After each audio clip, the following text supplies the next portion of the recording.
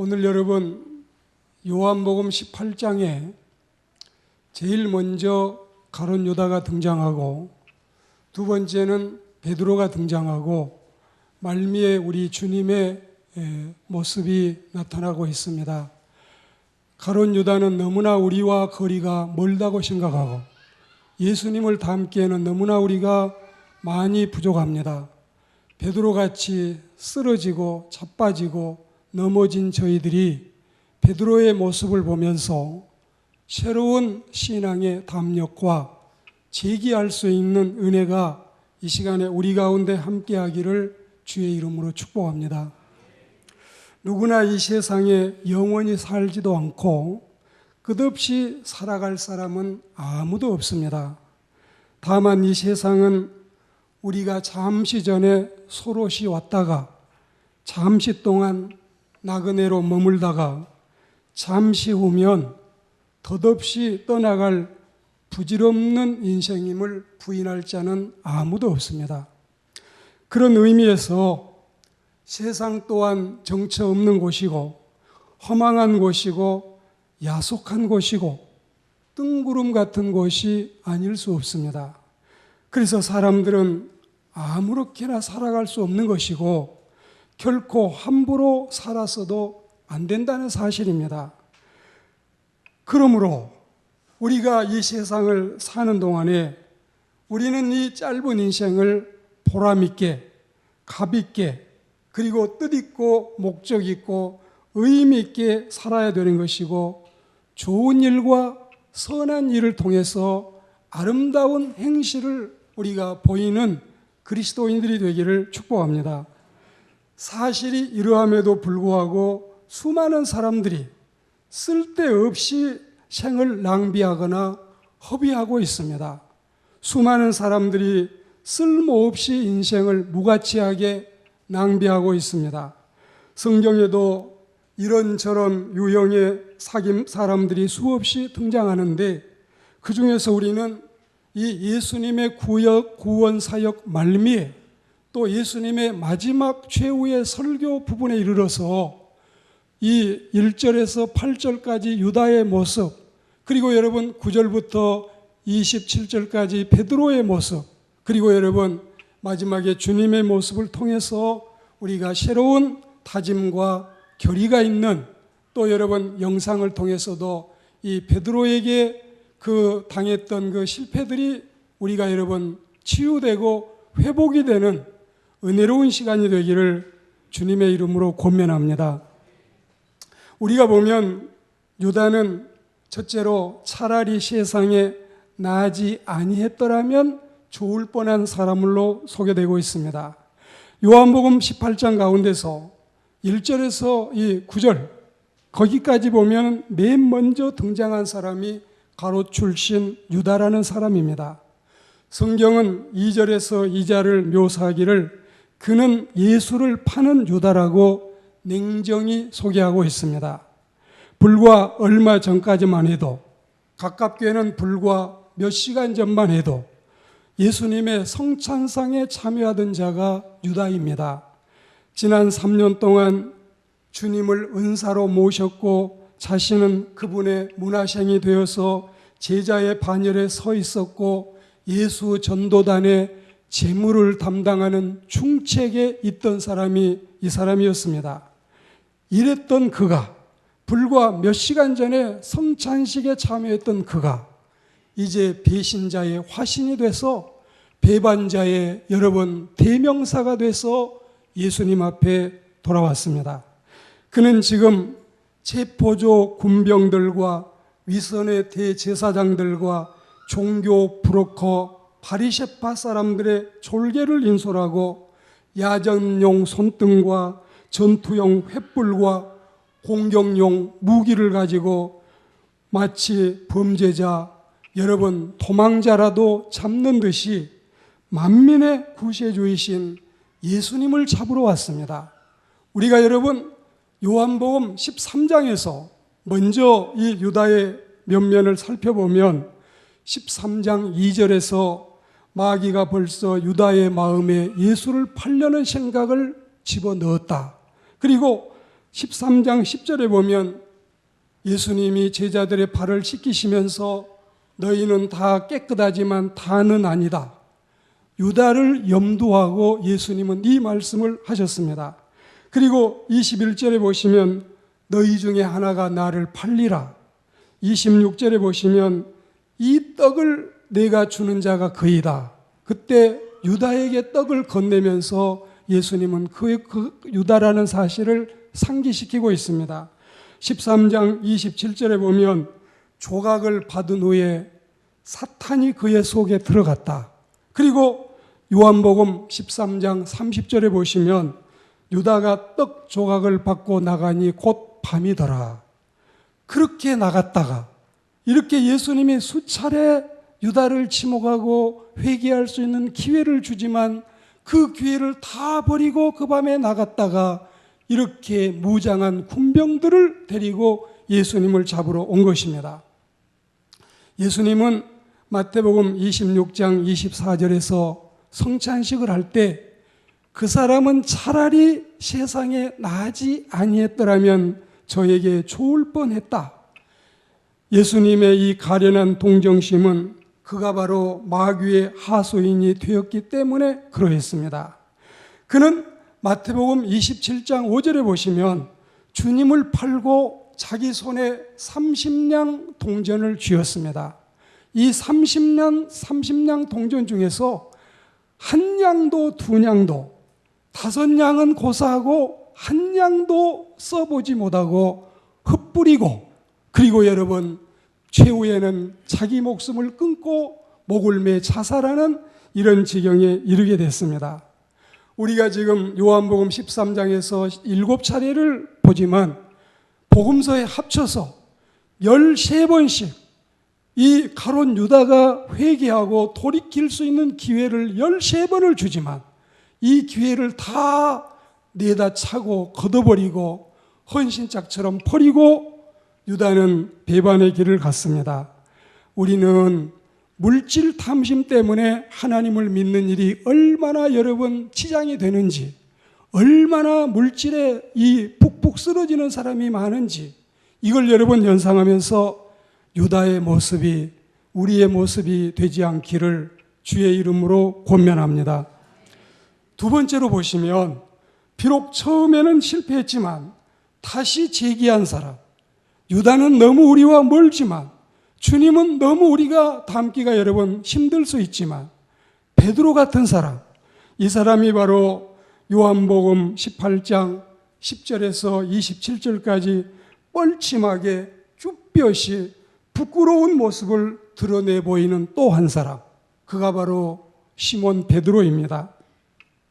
그는 명색이 예수님의 수석 제자요 반장 제자인 베드로인데 그 역시 등장하는 모습만 가지고는 앞에 나와 있는 이 유다 못지않게 더 악질적이고 더 부끄러운 모습으로 주님을 배반하고 더 어쩌면 예수님을 가슴에 상처 남기게 하는 이런 자리에까지 이르게 됐습니다.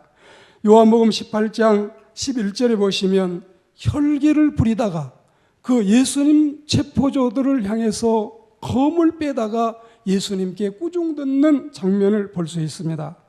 요한복음 18장 17절에 예수님의 제자가 아니라고 발뺌을 하고, 그리고 여러분 25절에 보면 어느 때에 스쳐 지나가다가도 저 사람을 만난 적이 없다. 나는 그 사람을 모른다. 내가 예수를 안다면 성을 갈겠다. 내가 예수 안다면 네 뱃속에서 나왔다. 10손가락 장을 지져도 나 예수 모른다. 이렇게 여러분 악질적으로 예수님을 부인하고 비판했습니다. 그리고 27절에 보시면 베드로가 3차례 예수님을 부인하니 닭이 곧 울더라 했습니다. 이렇게 여러분 부끄러운 모습, 어리석은 모습, 그 다짐과 맹세 각오했던 모습이 이 여러분 신앙으로 뭉쳐지지 않고 신념에 사로잡혔기 때문에 신본주의 신앙과 인본주의 신념은 얼마나 큰 차이가 있는지를 우리에게 보이고 있습니다. 그런데 불과 여러분, 조금 후에 우리가 본문을 훌쩍 뛰어넘어서 20장과 21장에서 다시 일어나서 허물과 부끄러움을 훌훌 털고 다시 일어나서 우리에게 큰 소망이 되는 재기의 모델이 되는 베드로를 보면서, 여러분, 오늘 우리는 베드로같이 넘어졌고 쓰러졌고 자빠졌고 베드로같이 주님을 배반했고 신앙생활도 여러분 제대로 못했고 부끄러운 모습이 많이 있지만, 베드로가 다시금 일어나듯이 오늘 우리는 일어나는 은혜로운 그리스도인들이 되기를 주의 이름으로 권면합니다. 부끄럽게 3번 부인했지만 뼈아프게 3번씩 사랑의 문답도 했습니다. 가슴 깊이 뉘우치고 참회하고 이제 그가 돌이킨 다음에 다시 쓰임받을 것을 주님은 예고하셨습니다.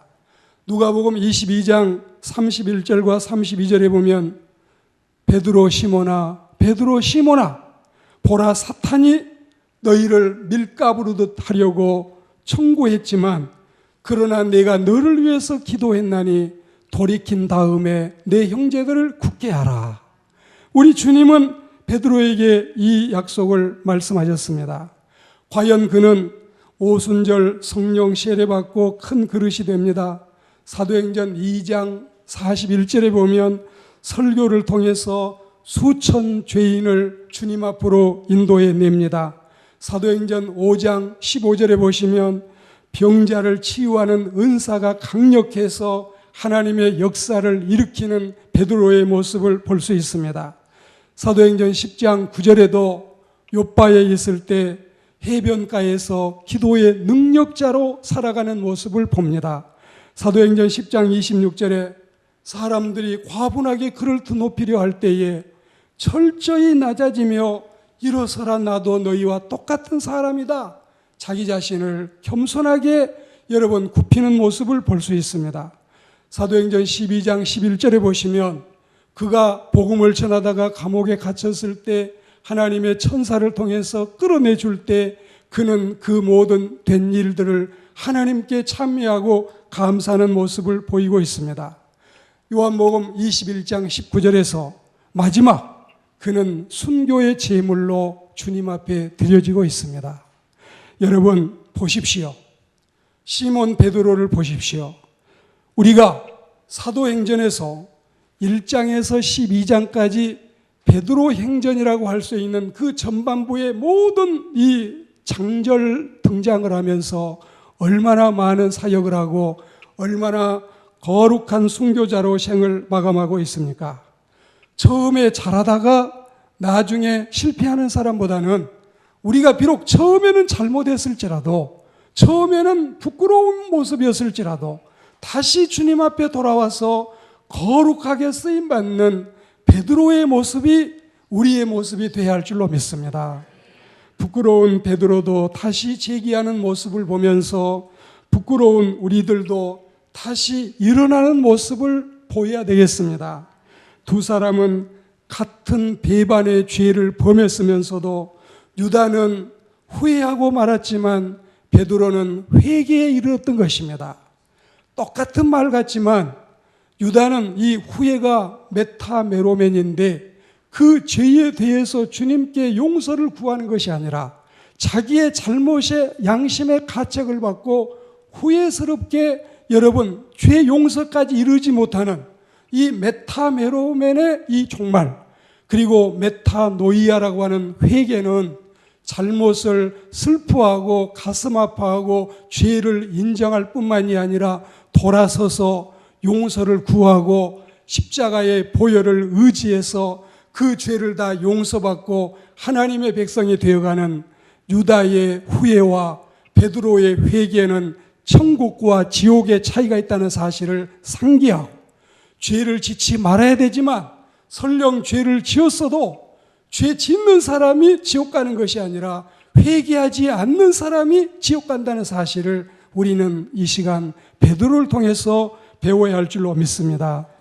사랑하는 여러분, 오늘 말미에 36절에서 38절 본문을 봉독을 했는데 만인을 그들의 죄에서 구원하시는 예수님을 우리가 바라보는 신자가 되어야 되겠습니다.